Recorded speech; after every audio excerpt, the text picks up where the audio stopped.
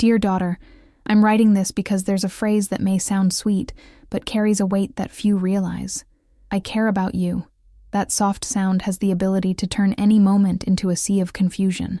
The day I heard it, I was at home, oblivious to my own desires. He looked into my eyes and said, I care about you. The tone was gentle, almost paternal. But deep down, something changed. One small detail that seemed harmless. The way he tilted his head. It was as if he were weighing the value of my choices. My mind began to spin. The concern had a disguised urgency. I felt like I was being pushed into a corner. It was in that moment that I realized. It wasn't love. It was control disguised as affection. This isn't protection, I thought. It's a trap. Here's the lesson I learned, and I want you to really listen. The signal. Whenever you hear I care, pay attention to whether the concerns are about your feelings or about the actions you take. The translation. Concern often means, I want you to do what I think is best. The boundary. When someone uses concern as a justification to control your decisions, respond clearly. I understand your point of view, but I'm going to follow my own path.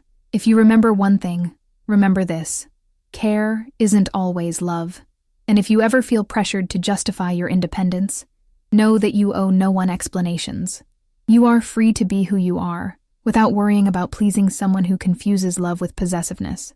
When I said I would follow my path, he hesitated. Silence filled the space, and his expression changed. The eyes that once seemed concerned now carried a shadow. A moment of doubt, perhaps, or a spark of disguised anger. In that instant, I realized that control was more subtle than I had imagined. It was like a dance, where every move I made was closely observed. I found myself questioning my own reality. Am I being dramatic? I wondered. He just cares about me. But that phrase, so familiar, had already lost its charm. The sweet had turned bitter, and I was caught in a dilemma many face, the line between genuine love and silent possessiveness. I remember the first time I felt this pressure. I was excited about a job opportunity, something that could change my future. When I shared the news, the joy in my heart was quickly overshadowed by the shadow of his concern. But what if it doesn't work out? What if you're not good enough? The words came out like a cold mist, suffocating my enthusiasm. It was in that moment that I realized the constant worry was not an expression of love, but a way to keep me small. Once, when I went out with friends, he sent me relentless messages. Where are you? Who are you with? As if the freedom I sought was a threat to his control. The joy of being surrounded by people was no longer enough. My laughter turned into dissatisfaction, and my social life became a series of obligations that I felt I needed to justify. And then, one fervent night, I finally confronted this dynamic. We sweated under the lights of the room, the tension rising like hot smoke. You don't trust me, I said, the words slipping out with a thread of frustration. He defended himself, saying, It's because I care about you. I want you to be safe. That was when the epiphany hit. The protection that was presented as love was, in fact, creating a cage for me.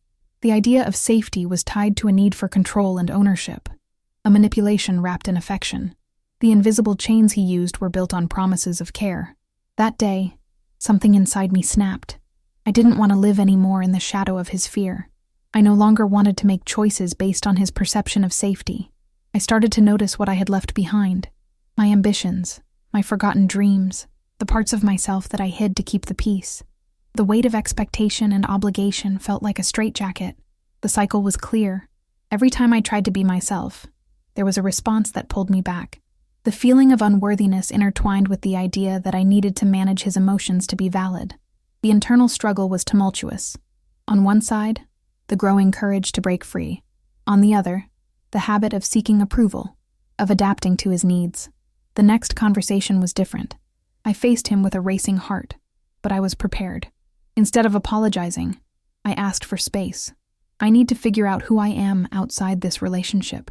The words came out, heavy, but necessary. The transformation I desired required courage. And in that moment of vulnerability, I realized that true freedom is often found in an act of rebellion against what binds us. His response wasn't what I expected. Silence returned, but it was no longer oppressive. There was a silent understanding, even if painful. I was pulling away, and that scared him. But I realized that the only way to truly love someone is to first learn to love yourself. Now, dear daughter, understand that true love is not afraid of freedom. It does not require you to choose between being yourself and pleasing someone else. Love should be a celebration of individuality, not its annihilation. If anyone ever uses your concerns as a weapon, know that you are not alone. There is a world full of voices that speak the truth. If you remember one thing, let it be this: concern is not always love. Sometimes it can be merely a well-disguised trap. Don't let it keep you from shining. You deserve a love that doesn't diminish you, but helps you grow. Remember, you are free to be who you really are, without apologies. The silence, now light as a breeze, allowed me to see clearly what was once hidden. As I distanced myself, I realized that it wasn't just him who was changing. I was transforming too. The pain of the unknown, mixed with the excitement of discovering parts of myself that had been dormant. It was like opening a window in a dusty room and letting in the light. The following days were an emotional roller coaster. Each new decision was a challenge. There were moments when fear tried to sneak in, whispering that I had made a mistake. But at the same time, there was a stronger voice, an echo of courage that began to resonate within me. When I looked in the mirror, I saw a woman who was ready to face the world, not as someone torn apart by the control of others, but as someone claiming her space. Still, the ghost of worry did not vanish. It was there, lurking in the late-night messages, in the missed calls, in the promises that everything would be fine as long as I followed his instructions. Sometimes I found myself hesitating, reliving those moments when his eyes seemed to carry all the weight of responsibility for my happiness. The dilemma became an echo in my mind. Was I being selfish for prioritizing my well-being? On a cloudy afternoon, while walking through a park, I noticed a group of young people laughing and playing. Their joy overflowed, almost contagious. Part of me wanted to approach them, to integrate into that freedom, but another part was still struggling against the invisible chains. Feelings of guilt arose, like shadows trying to extinguish the light that was finally starting to shine. The reality is that I had cultivated the desire to please so much that I had forgotten what truly made me happy. The little things that once brought me joy, dancing alone in the living room, painting, writing long letters that no one would read but me, had been silenced. The simple act of breathing and being myself had become subversive. And yet, there I was, witnessing life pulse around me, full of possibilities. I decided to take small steps. Instead of ignoring messages, I started to respond with honesty. "I'm out with friends, and I'm happy," I wrote once, with my heart racing. The silence that followed was deafening, but the sense of freedom growing inside me was much louder. I noticed that every time I asserted my independence, something within me grew stronger, like a plant breaking through the surface of the soil in search of light. That's when a new opportunity arose, a chance to travel, an old dream that had been bubbling inside me. The idea of going made me feel alive again, but the fear of his reaction was there, like a pair of cold hands holding my heart. I needed to approach this carefully, but firmly. That night, when I faced the situation, I took a deep breath and said, "I want to go. I want to see the world and live this experience." The air hung between us. He was quiet. The silence returned, but it felt different. It was heavy with expectation, but also with a new understanding. I was changing, and he had to decide whether he would keep up or not. He took a deep breath, and I noticed the tension in his shoulders. "You know I worry about you," he said slowly, as if weighing each word. "I don't want you to get hurt." And there it was, that old trick, wrapped in care and affection. But instead of giving in, I held my ground. "I understand, but I need to do this for myself. I can't live with these chains." His expression changed. I saw a mix of anger and confusion twist across his face. But inside, I felt a growing strength. "You need to let me be who I am," I said, my voice trembling, but my words were firm. Then a subtle shift occurred. Instead of frustration, I caught a glimpse of acceptance, a silent acknowledgement that maybe, just maybe, he had to let go. His internal struggle unfolded before me, and suddenly, I realized that our battle was not just between us, but also within him. He was grappling with his own fears, his insecurities.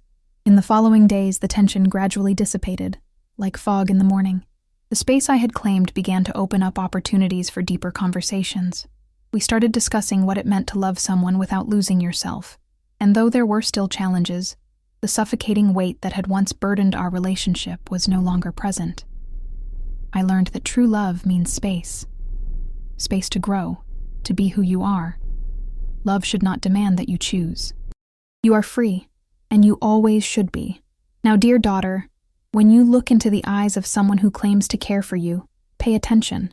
Ask yourself, does this concern allow me to be who I am, or does it push me into a box? Love is an invitation to freedom, not a trap to imprison your essence. And remember, disguised worries can be toxic, but the truth is a powerful remedy. You deserve a love that expands your horizons, not one that narrows them. The connection that was beginning to form between us was fragile, like a thread of silk amidst a storm of emotions. The tension still lingered in the air, but there was a new understanding, a delicate dance between the desire to control and the need for freedom. But even so, I felt I needed to push my limits more intensely. On a calm afternoon, I decided to go for a walk alone. The sunlight filtered through the leaves of the trees, creating patterns of shadow and light on the ground. Each step was an affirmation of who I was becoming. I chose to visit a cafe I used to frequent, a place that brought back memories of laughter and confessions. When I arrived, the atmosphere was warm and familiar. People were chatting animatedly, and as I heard their voices, a wave of nostalgia washed over me. But at the same time, a new strength blossomed within me. I sat at a table near the window, allowing the light to warm my face. I looked around, observing the interactions. A couple in the back was laughing, exchanging knowing glances. A woman sitting alone at the table next to mine was writing in a journal, completely unaware of the world around her. It was as if each person there was living their truth while I was searching for mine. That's when I realized something. The fear that once paralyzed me began to seem small compared to the desire to live fully. The idea of being free wasn't just about escaping an emotional trap, but about embracing life in its entirety. And sometimes, that meant feeling pain and disappointment. Sometimes, it meant facing the unknown. As I sipped my coffee, a sharp thought crossed my mind. What if I'm not enough? This insecurity, a remnant of our relationship, still insisted on visiting me. But with each sip, I pushed it further away. I chose to believe that I could be more than he expected, more than I expected of myself. With this new perspective, I began to reflect on all the times I set aside my true desires, seeking his approval. In the moments I gave up going to parties, meeting friends, or making plans, always with the disguised justification that I was doing what was best for us. Now, I looked back with a critical eye. Those decisions were made under the pressure of someone who confused love with control. That night, on the way home, there was a heavy silence between us. He knew I was changing, but the nature of that change was an unknown for him. As I sat next to him on the couch, I could feel the electric tension in the air. He broke the silence first. "Do you really think you can do everything alone now?" His tone was challenging, but there was a hint of vulnerability. "I just want to find out who I am," I replied firmly. "And that may include being alone, without feeling like I need to justify every step." He hesitated, half confused, half defensive. The conversation took an unexpected turn. For a brief moment, I saw a spark of understanding in his eyes. It was an internal struggle, I could see that. He wanted to protect me, but that protection was becoming a burden. I was filled with the courage to continue, knowing this was a turning point. "Love isn't control," I continued. "Love is understanding that we are both individuals. I can't live in the shadows of your fears, and you can't control how I seek happiness." There was something powerful in my words, a certainty I hadn't felt before. With each syllable, I was uncovering a part of myself that had been hidden, a part that was tired of being just a reflection of his expectations. The silence that followed was heavy with raw truth. Eventually, he replied, "I don't know how to handle this. I worry about you, and that's hard for me." His words were shaded by a mix of anger and sadness. I realized that worry wasn't just a trap. It was also a source of insecurity for him. That revelation affected me deeply. I didn't want him to feel that way, but I needed to be clear. "I understand, but life isn't guaranteed," she said, her heart softer.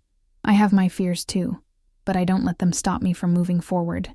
The truths were now on the table, exposed. The following days were a constant roller coaster.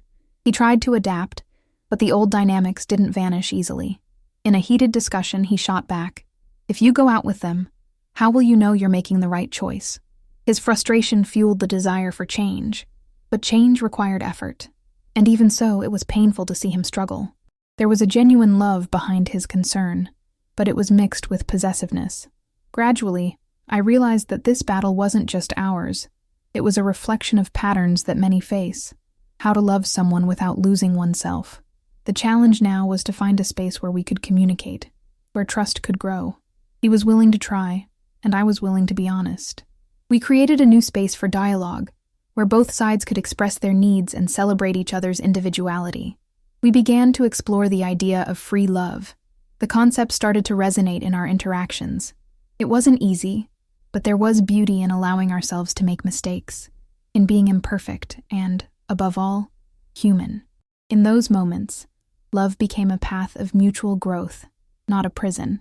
Over time, I learned to trust that true concern for someone should allow them to soar, not keep them caged.